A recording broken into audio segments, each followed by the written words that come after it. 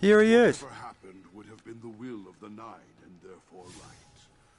But I am glad you have won. Okay. Do not fear me.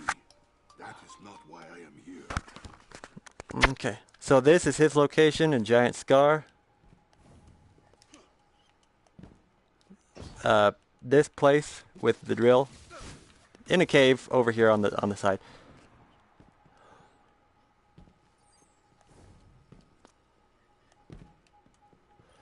And what do you have for us this week, sir?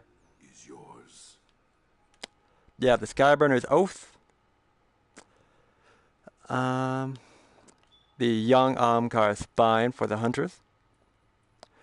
This one you have with mobility or resilience.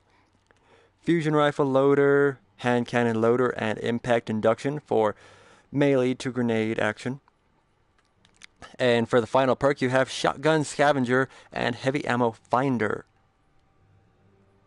Personally, I prefer that Heavy Ammo Finder just because it is so rare as it is. Next up, we have the Skull of Dairanhamkara. This one provides additional damage resistance during Nova Bomb, and those kills grant bonus super energy. So that means endless Nova if you time it correctly, sir. And the mods on here include mobility or recovery. The second row has bow targeting, hand cannon, or hands-on, so super grenade or melee to supers. And finally, we have shotgun reserves or heavy ammo finder. Once again, I already said my thoughts on the heavy ammo finder perk. I would much rather have that than the shotgun reserves. Unless that shotgun is the Legend of Acrius, which can only hold a grand total of 7 rounds. Finally, we have the Helm of Saint 14, the Titan Helmet. Enemies that enter the Ward of Dawn are blinded, while allies that pass through gain an overshield. And guarding with Sentinel Shield blinds nearby enemies. So that works whether you're going with the dome aspect or the code of the aggressor. And for other perks, we have resilience or recovery, just like we did with the Skull of Dairanhamkara. And same perks for those: bow, hand cannon, and hands-on. And finally, the same final perk: shotgun or heavy ammo. And you still got the faded engram, but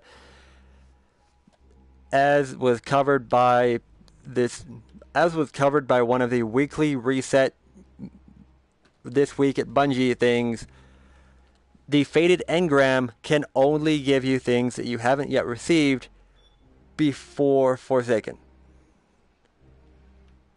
So you cannot get the Queenbreaker's bow, for instance, from the faded. You simply cannot.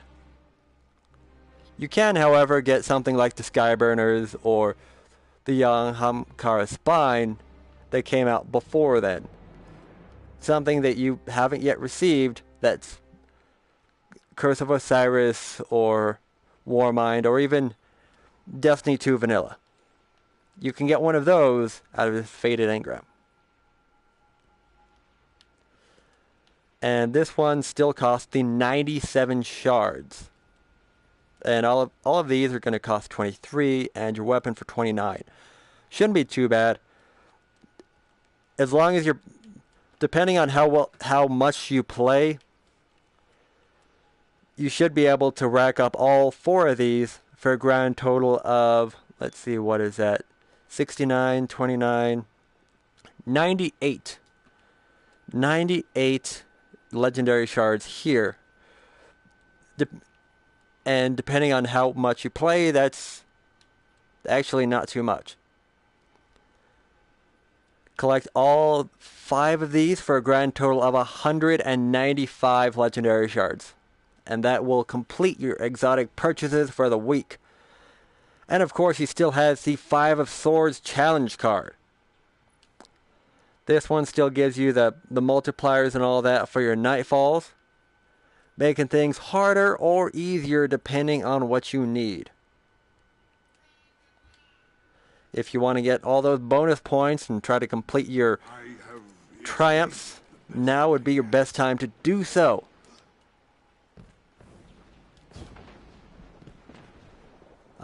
So that about wraps up this Xur hunt for this week.